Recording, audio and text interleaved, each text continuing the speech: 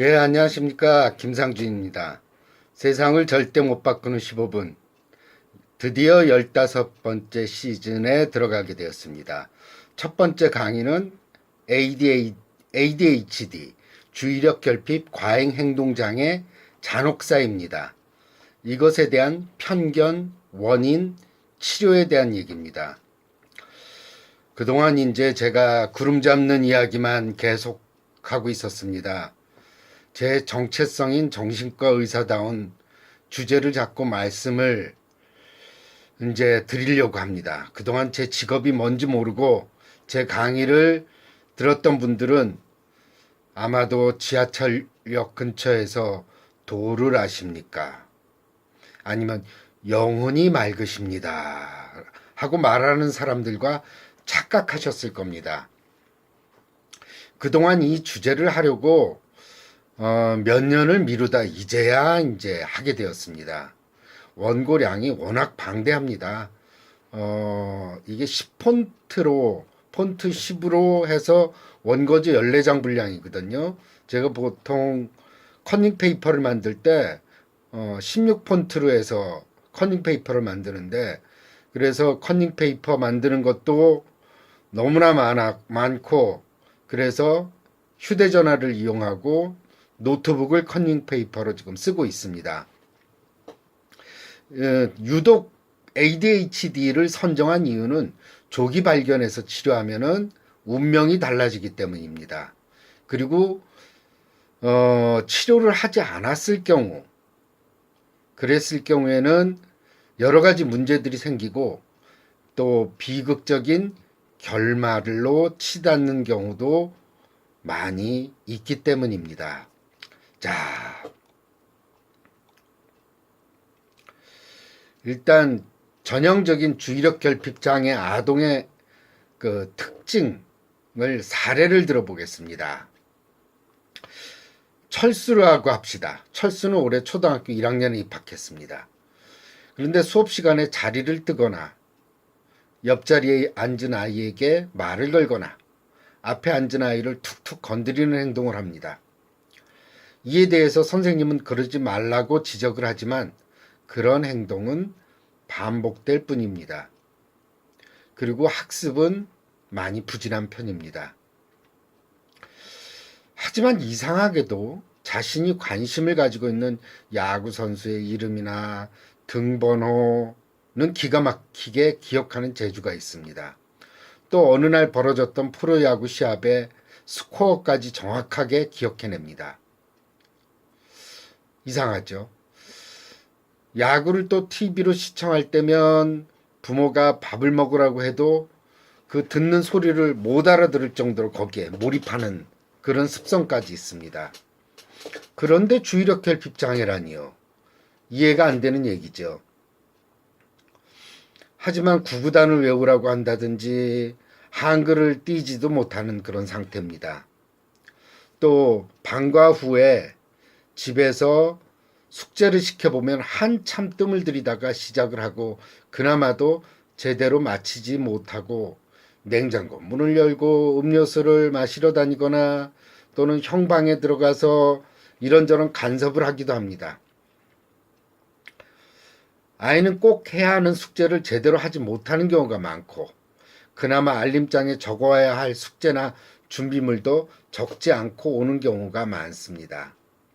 그렇게 집중력이 짧은 아이가 컴퓨터 게임을 시켜보면은 밥을 굶을 정도로 열심히 합니다.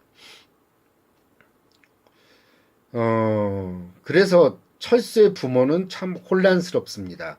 왜 숙제를 할 때는 집중이 10분을 넘기지 못하는 아이가 카드놀이를 하거나 컴퓨터 게임을 할 때는 그렇게 몇 시간이고 가만히 앉아 있을 수 있는 집중력이 나오는지 의아스러울 뿐입니다.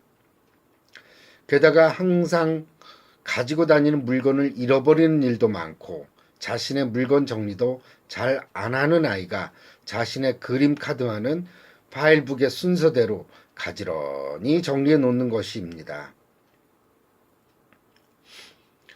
그래서 학교에서 연락이 왔습니다. 뭐라 그러냐면 아이가 산만하다는 거예요. 그래서 주의력 결핍장애, ADHD 같다고 치료를 좀 받아보면 어떻겠냐는 얘기를 합니다. 어머니 입장에서는 이해할 수가 없죠. 왜냐? 유치원에서는 그런 얘기를 한 번도 들은 적이 없기 때문입니다. 다 이유가 있죠. 유치원에서는 산만한 아이들이 산만하다 하더라도 절대로 산만하다는 얘기를 부모님한테 얘기하지 않습니다. 하지만 학교는 다르죠. 학교는 엄격하게 아이들 수업에 방해가 된다든지 그런 점들이 있으면은 지적하고 얘기를 하게 돼 있습니다. 그래서 부모님들이 유치원 다닐 때는 문제가 없었어요라고 항변을 하지만 대부분 초등학교 선생님이 얘가 ADHD 같습니다라고 했을 때 거의 진단율은 99%라고 생각하셔도 됩니다. 주의력 결핍장애의 빅4가 있습니다. 가장 대표적인 특징 4가지죠. 첫 번째는 선택적인 집중입니다. 우리가 주의력 결핍 장애 했을 때 집중력이 아예 없는 게 아니에요. 그 선택적 주의력 결핍이라고 정확하게 표현할 수 있는데 집중의 양극단을 달리는 겁니다. 좋아하는 것에는 집중력이 서너 배 나오다가 자기가 싫어하는 것에는 집중력이 거의 안 나와서 산만한 겁니다. 저희 의원에 내원하고 있는 아이 중에 하나는 학습이라든지 이런 것들은 그냥 억지로 따라가거든요. 근데 산만하게 이럴 데 없어요. 뭐 우리 의원 들어오면은 벌써 내 뒤로 들어와서 나랑 같이 컴퓨터를 보거든요. 그리고 내가 컴퓨터로 무엇을 하나 그것까지 또 확인을 합니다. 그 정도로 산만하고 가만히 앉아있질 않고 또 이렇게 보면은 소파에서 물구나무 서고 있습니다. 그런데 그 아이가 그림 영재예요. 그래서 정말 그림 영재들만 다니는 곳에 다니고 있습니다. 왜냐? 자기가 좋아하는 그림에 대해서는 집중력이 2배, 3배로 나오기 때문에 개의 특성이 잘 발현된 겁니다. 두 번째는 이제 특징은 산만성입니다. 아이의 마음속에는 이런저런 생각과 아이디어가 튀어나오기 때문에 여기저기 빠르게 관심 영역이 바뀌게 되고 외부 자극에 쉽게 산만해져서 이런저런 일에 참견을 하는 겁니다. 그 다음 충동성이에요. 생각하기 전에 먼저 행동으로 옮깁니다. 그래서 어때요? 교통사고를 당하는 경우가 많습니다. 왜냐? 신호 대기에서 신호 미리 예측하고 그 횡단보도에서 뛰어나가 버리는 거예요. 그래서 교통사고를 당하는 경우도 많이 있고 부주의해서 다치거나 뼈가 부러지거나 이런 경우들도 많이 있습니다. 그 다음에 이제 과잉 행동이죠. 한 자리에 가만히 있지 못하고 이리저리 움직이고 뛰어다니고 또 억지로 오래 앉히면은 팔다리를 비비 진짜 꼽니다.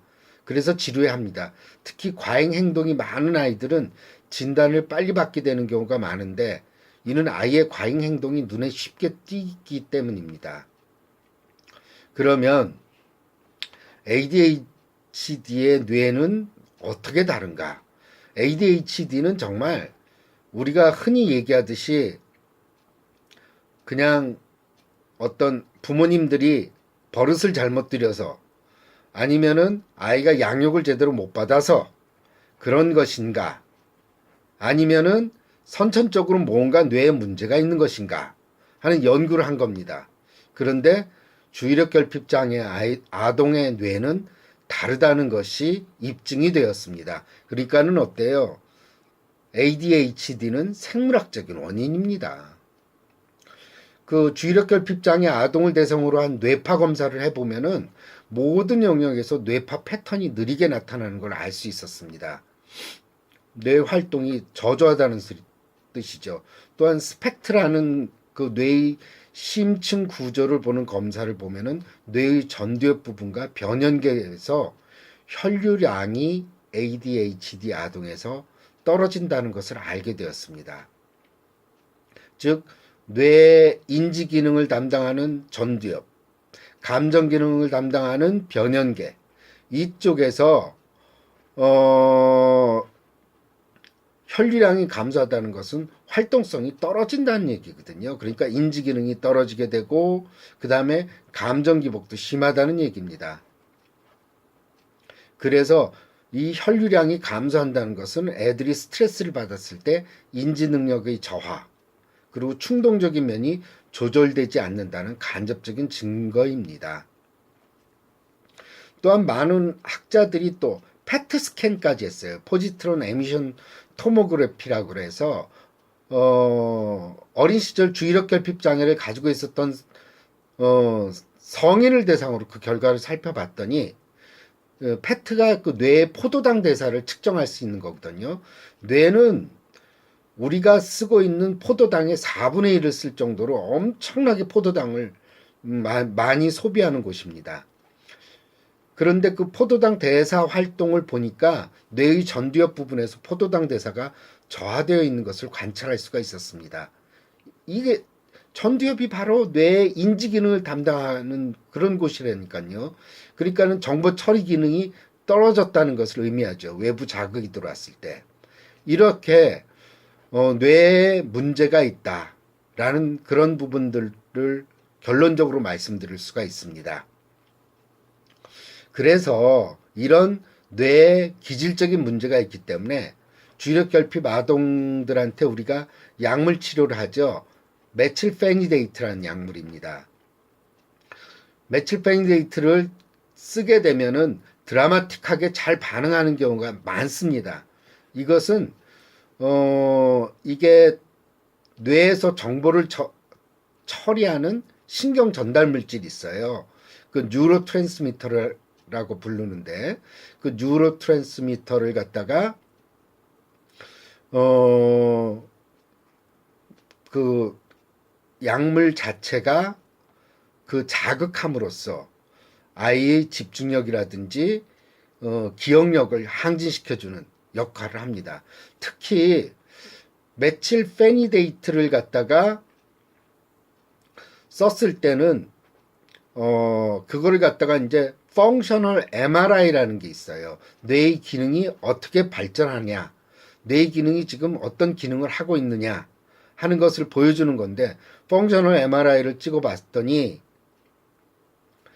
일반 아이들의 뇌는 전체적으로 다 기능을 발휘하고 있는 반면에 ADHD 아동의 뇌는 펑셔널 MRI 찍으면은 활동 영역이 되게 좁은 것을 알 수가 있는데, 약물을 먹고 난 다음에 펑셔널 MRI를 찍었더니 정상적인 아이들의 뇌랑 거의 똑같이 뇌의 전 영역에서 활발하게 활동하는 것을 볼 수가 있습니다. 이는 약물이 일반적인 ADHD 아이들이 일반적인 아이들과 똑같은 뇌의 기능으로 돌릴 수 있다는 거죠. 또 최근 연구 결과는 되게 좀 고무적이에요.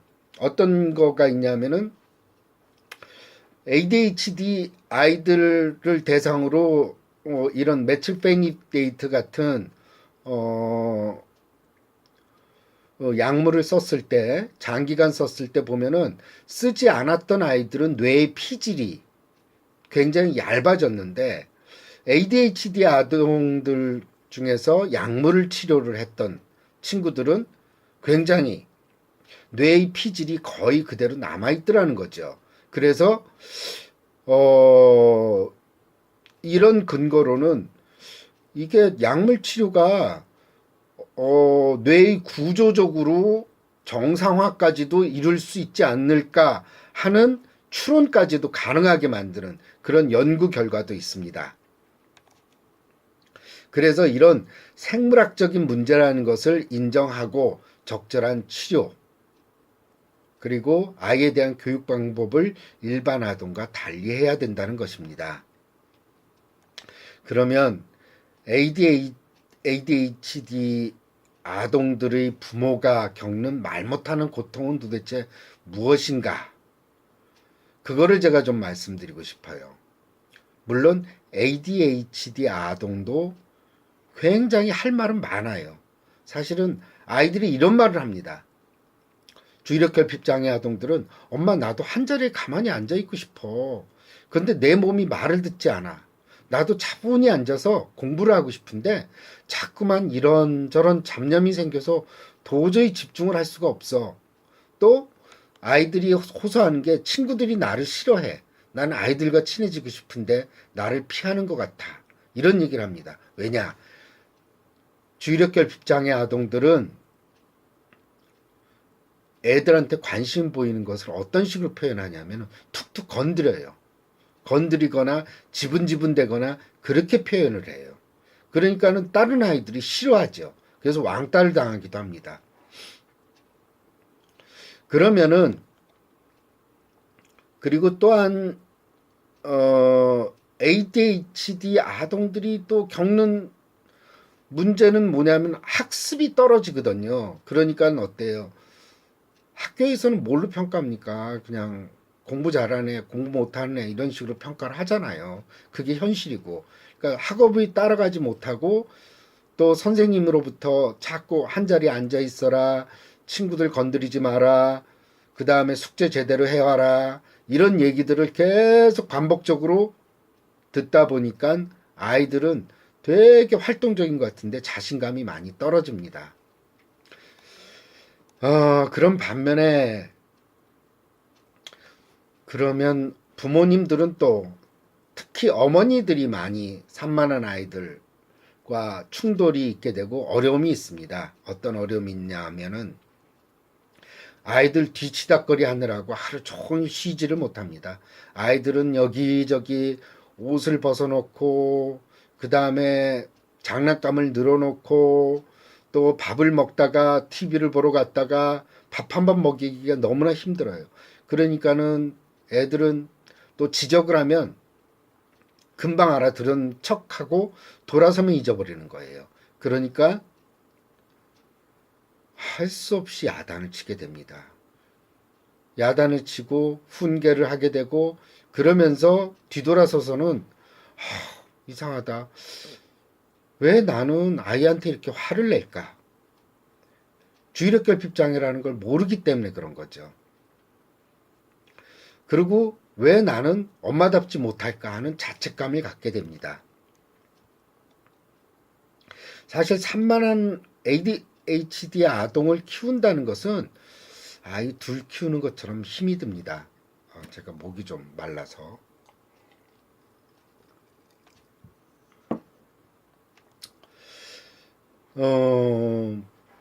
그리고 주변 사람들도 한마디씩 거들죠. 아유, 애기 엄마는 너무 애를 잡는 것 같아. 왜 이렇게 야단을 치고 심지어 때리기까지 해. 그거는 말이에요. 한 번에 주의력 결핍장애 아동 좀 키워보세요. 자기 애가 얌전하니까 그런 소리 하는 거예요. 그게 정말 힘들거든요. 자, 게다가 또 어머니는 남편한테까지 구박을 받습니다. 아니, 집에서 도대체 뭘 하길래 애가 학습이 제대로 되질 않냐고 야단을 맞고 핀잔을 듣는 경우가 대부분입니다. 아이 하나 제대로 좀 키우고 다른 애들은 공부 정말 잘하는데 당신은 뭐 하는 거냐 집에서 놀면서. 엄마도 얘 공부 잘해서 학급에서 정말 공부 잘한다는 소리 듣고 싶지 않은 엄마가 어디 있습니까? 그런데 집중이 짧은 걸 어떻게 해요? 한자리에 앉아있지 않는 걸 어떻게 합니까? 이렇게 이제 주변 사람들로부터 압박을 받게 되니까 엄마는 점점 힘들어집니다.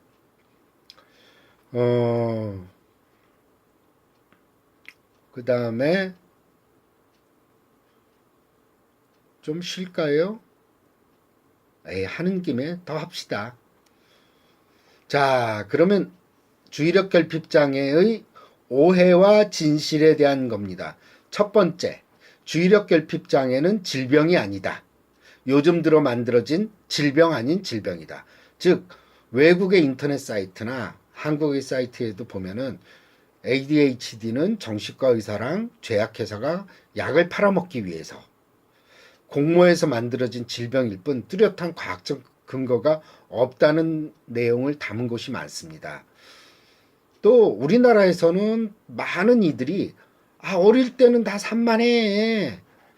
그러다가 어른 되면 다 좋아지는 거야. 이런 얘기들을 하게 되거든요. 맞습니다.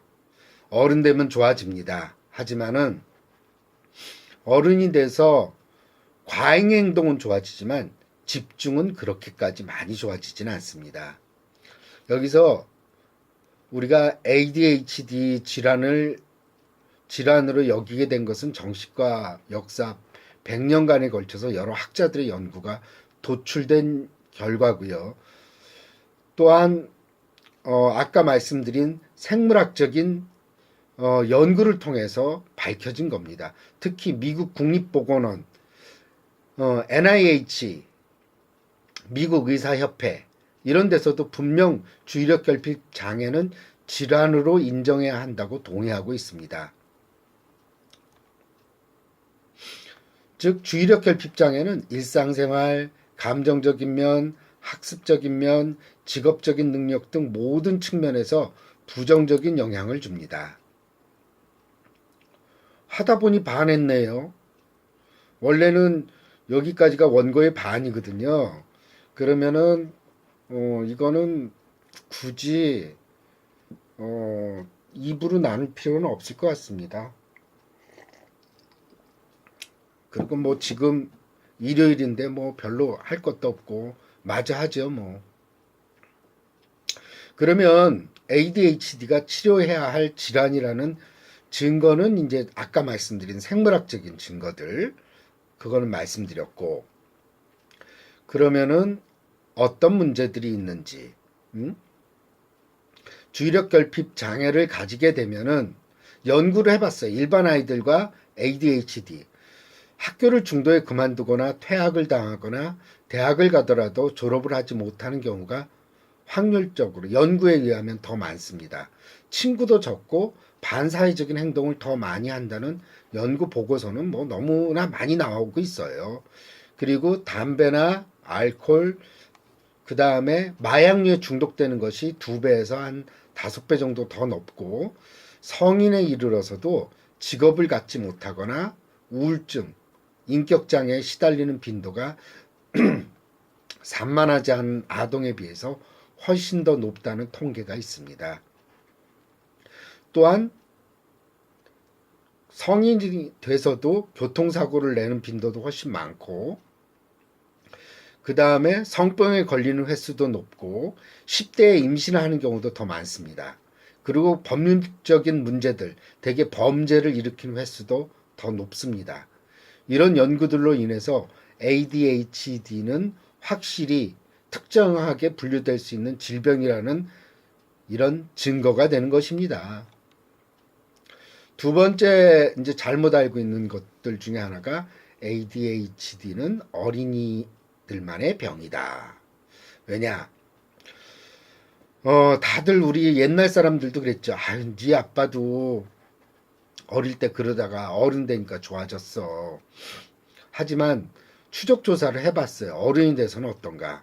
그러니까는 산만하고 그 과잉 행동은 분명히 좋아졌지만 70에서 80%의 청소년, 그 아동 중에 70에서 80%가 청소년이나 성인기까지도 이어진다는 사실이 밝혀졌습니다. 그래서 성인이 주의력 결핍 장애를 가진 빈도는 지금 현재 1.5에서 2%, 100명 중 1명 반에서 2명 정도 이를 것으로 추산되고 있고요. 청소년들의 경우에는 한 2에서 6% 정도로 보고 있습니다. 그리고 청소년 ADHD 같은 경우에는 다른 청소년 질환과 다른 청소년들과는 달리 우울증이나 불안장애, 그 다음에 품행장애라 그래서 문제 행동을 일으키는 그런 증세들을 많이 앓고 있다는 연구 결과들이 나와 있고 이제 성적 부진에 시달리고 사회적으로 고립되거나 친구들에게 따돌림을 당하기 때문에 이런 질환들을 같이 가지게 되는 그런 결과를 낳게 됩니다. 또 성인기에 이르러서도 사회에 적응을 못하니까 직업을 갖지 못하고 적응하지 못하고 사회성이 떨어지고 잦은 사고 등으로 어려움을 겪는 경우가 많이 있습니다. 그러니까 어때요? ADHD는 초등학교 시절에 국한된 문제가 아니라 전 인생에 걸쳐서 문제를 일으키는 질환이기 때문에 어린 시절 제대로 치료나 교정을 해주지 않는다면 한 사람의 운명이 달라지게 된다는 겁니다. 그 다음 세 번째로 편견이 ADHD의 원인은 부모가 제대로 아이를 키우지 못해서 생긴다. 아까 말씀드렸죠. 생물학적인 연구라고. 우리가 연구를 할 때 말이에요. 유전적인 요인이나 생물학적인 요인이 반증되는 연구들은 보통 일란성 쌍둥이 연구를 많이 합니다. 일란성 쌍둥이는 유전적으로 똑같거든요. 그러니까 일란성 쌍둥이를 연구함으로써 이 병이 생물학적인 질병이라는 원인을 밝힐 수가 있고 유전적인 원인이라는 것을 밝힐 수가 있습니다. 그래서 보면은 일란성 쌍둥이 한쪽에서 ADHD가 있을 때 나머지 한쪽도 ADHD가 될 확률은 80%나 돼요. 그러니까 이는 유전적인 요인, 생물학적인 요인이 같이 작용하고 있다는 겁니다. 그래서 ADHD 보면은 제가 이렇게 보면은 아빠가 산만하거나 엄마가 산만하거나 아니면 조상 중에 누군가가 산만한 경우도 꽤 많이 있습니다.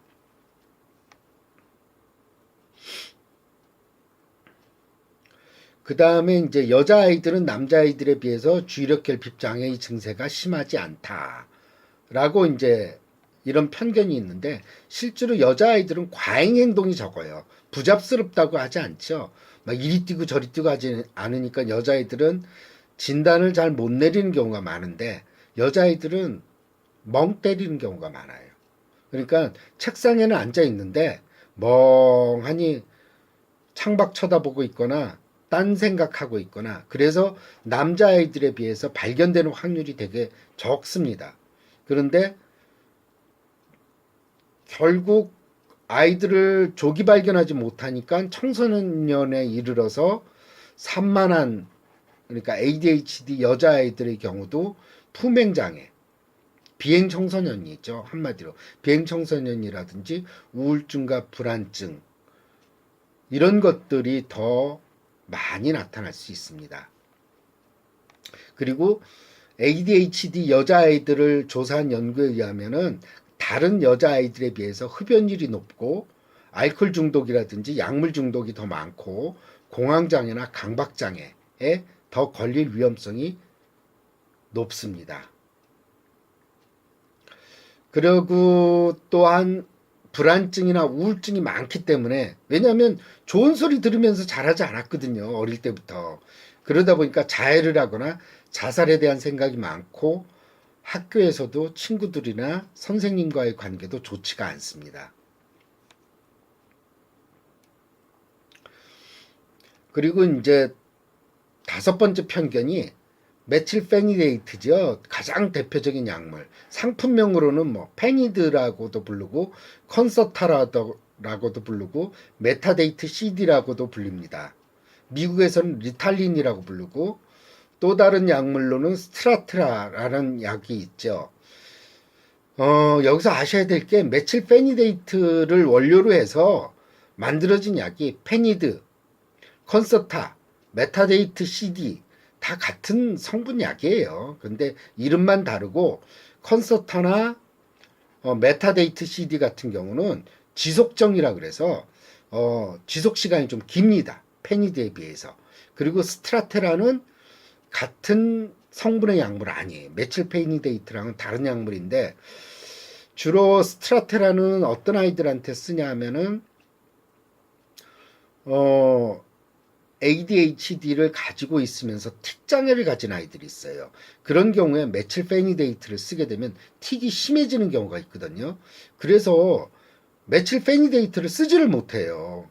쓰지를 못하니까 그런 경우에 스트라테라를 씁니다. 제가 이렇게 임상에서 아이들을 대상으로 약물 치료를 해보면 메칠페니데이트만한 약물이 없어요. 그게 제일 효과를 발휘하고, 저도 예전에 놀이치료도 우리 의원에서도 해봤고, 그런데 약물 치료만큼 정말 강력하고 치료 효과가 좋은 것은 없습니다. 놀이치료? 글쎄, 저는 뭐 아이들이 정서적으로 문제가 있다면은 할 만은 하다는 생각이 드는데, 집중력을 좋아지게 하기 위해서만 놀이치료를 한다는 것은 저는 반대를 해요. 왜냐하면 그 시간이 걸리고, 그러니까는 놀이치료 한 1년 하면 1년 후에 산만한 행동은 그냥 시간이 경과되면서 좋아지는 경우도 더 많거든요.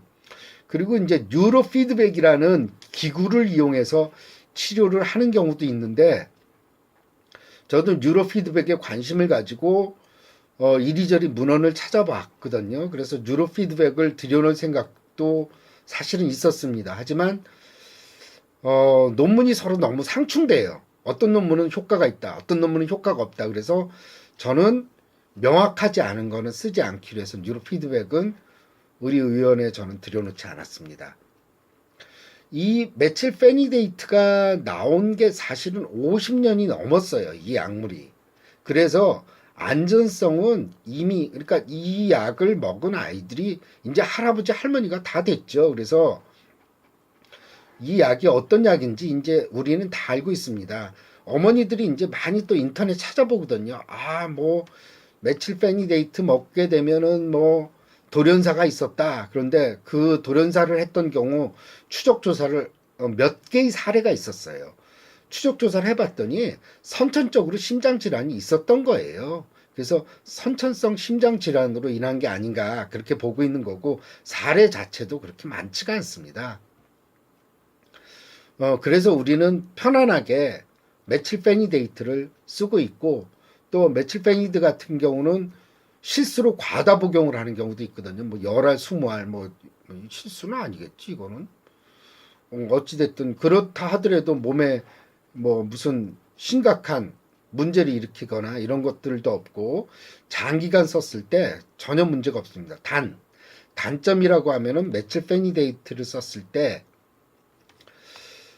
입맛이 좀 떨어지는 부작용이 있을 수 있어요. 그런데 이게 참 신기하게도 체중이 좀 나가는 아이들은 이거 입맛 떨어질 수가 있습니다 어머니, 그러면은 제발 입맛 좀 떨어졌으면 좋겠어요. 그렇게 얘기하는 아이들은 입맛이 안 떨어집니다. 그런데 정말 마르고 원래 입맛이 좀 입이 그 짧은 아이들 있죠. 그런 애들은 입맛이 좀 떨어지는 경우가 있거든요. 그럴 경우에는 아침 식사하고 먹이고 됩니다.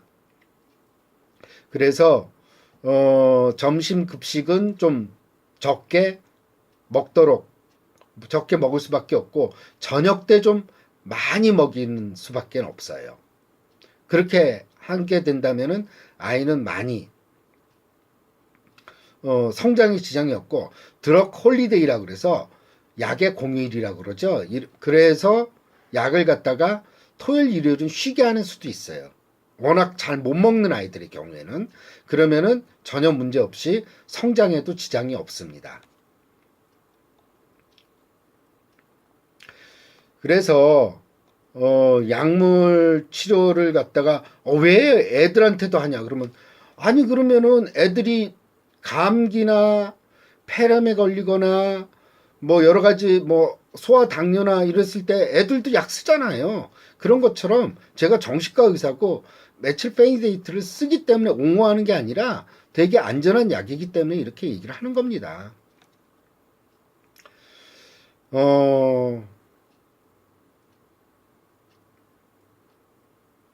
지금 휴대전화의 메모리가 거의 다 됐다 그래가지고 빨리빨리 진행을 해야 될 것 같습니다. 이거를 계속 이어서 하려면은요. 여기서 이제 제가 말씀드릴 거는 거의 다 말씀을 드린 것 같아요. 그래서 며칠 페니데이트를 썼을 때 그러면은 도대체 어떤 점이 좋냐. 일단 학습량이 많아지고 아이들이 치료를 받고 나서 뭐라 그러냐면 엄마 선생님한테 칭찬을 들었어요 하는 얘기를 하게 돼요. 그러니까 초등학교 6년 내내 듣는 얘기라는 거는 부정적인 이야기를 듣던 아이들이 드디어 칭찬을 받기 시작합니다. 그리고 학습을 따라가기 시작하니까 아이들이 자신감이 생기게 되죠. 그런 점들, 그리고 하루에 10페이지를 공부했던 아이들이 약물을 치료를 했을 때 하루에 12페이지를 공부했다 칩시다. 그럼 6년 쌓이면 도대체 얼마나 되겠어요? ADHD 치료를 하지 않는 아이들은 학습 부진에 시달려서 보통은 중학교 가면은 학교를 중도에 포기하는 경우가 많습니다. 왜냐? 초등학교 6학년 동안 공부를 한 게 없기 때문에 아이들이 대개 중학교 가면은 알아들을 수가 없죠. 그래서 어때요? 학교를 간다 그러고 딴짓을 하거나 아니면 자퇴를 하겠다고 얘기를 하는 경우도 꽤 많이 있습니다. 특히 ADHD를 치료하지 않았을 때 많게는 50%가 비행 청소년으로 넘어가는 연구 결과까지 있습니다. 자, 마지막으로 주의력 결핍장애 명예의 전당. 그럼 주의력 결핍장애가 나쁜 것만 있냐? 아닙니다. 자발성도 뛰어나고 그 다음에 창의성도 뛰어나다는 장점도 있어요. 그래서 주의력 결핍장애 명예의 전당은 지금 위인들 중에서 제가 3명을 꼽겠습니다. 첫 번째, 볼프강 아마데우스 모차르트입니다. 밀러스 포만 감독의 아마데우스란 영화 보면은 모차르트가 왜 저 모양이야 그랬을 거예요. 모차르트 음악 만들었던 분들은 거기서 보면은 막 웃음을 짓고 산만하고 태도가 경박하기 이를 데가 없고 그런 것들이 성인기. 그런데 어때요? ADHD는 자기가 좋아할 때는 집중력이 서너 배 나온다 그랬죠. 음악을 할 때는 집중력이 서너 배 나온 거죠. 그리고 그런 자기 관리를 하지 못했기 때문에 모차르트는 사실 요절을 하게 되는 것도 어쩌면은 ADHD가 원인이 됐다고 보고 있습니다. 제대로 자기 관리를 하지 못했고 굉장히 경제적으로도 좋은 곡을 썼음에도 경제적으로도 많이 어려웠거든요. 하지만 그의 작품은 영원히 빛나고 있습니다. 두 번째로 명예의 전당 윈스턴 처칠경이 ADHD입니다. 2차 세계대전 당시 독일의 공세를 정말 잘 막아냈던 위대한 지도자였죠. 그런데 그는 과잉 행동이 지나치고 장난꾸러기였고 지나치게 에너지가 넘쳐서 그것을 발산해야 했습니다. 그래서 수업 시간에도 그런 과잉 행동을 자제할 수가 없어서 선생님에게 양해를 구하고 수업 도중에 운동장에 나가 뛰어놀기도 했다 그래요. 그의 자서전 나의 유년 시절에서 처칠경 자신도 자신에 대해 매우 충동적이었고 자신이 사고뭉치였다고 이렇게 얘기를 하고 있습니다. 그런데 인도에서 장교로 근무하면서 그때부터 책에 심취하게 되었고 수많은 책을 영국에서 들여와 읽기 시작하면서 위인으로 된 거죠. 마지막으로 세 번째는 토마스 알바 에디슨입니다. 에디슨은 아주 전형적인 주의력 결핍 장애를 보이고 있죠. 어린 시절 학교에 적응을 못해서 학교에서 잘리지 않았습니까? 하지만 자신의 탁월한 분야가 뭐예요? 집중력이거든요. 그래서 그 한 분야만 몰입하는 타입이 있어서 수많은 발명품을 만들어내게 된 겁니다. 자, 이렇게 오늘은 주의력 결핍 장애에 대해서 강의를 하게 되었습니다. 많은 아이들이 조기에 발견돼서 좀 더 나은 길로 갈 수 있고 좀 더 많은 기회를 가졌으면 하는 바람에서 제가 이 강의를 하게 되었습니다. 그래서 ADHD 조기 발견해서 우리 모두 그 아이들을 천재로 키웁시다. 여러분, 그리고 ADHD 아동을 둔 어머님이나 아버님 파이팅 하시기 바랍니다. 이렇게 명예의 전당에도 분명히 오를 수 있습니다. 그럼으로써 오늘은 15번째 시즌의 첫 번째 강의를 마치도록 하겠습니다. 도를 아십니까? 감사합니다.